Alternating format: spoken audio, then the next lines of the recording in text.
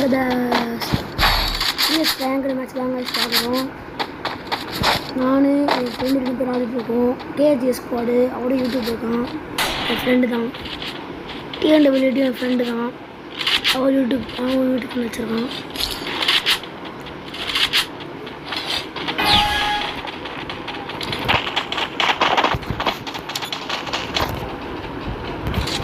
இப்போ வந்து backup board சொல்லியிருப்பான். பேக்கப் போர்ட் பற்றினாலே இருக்காங்க.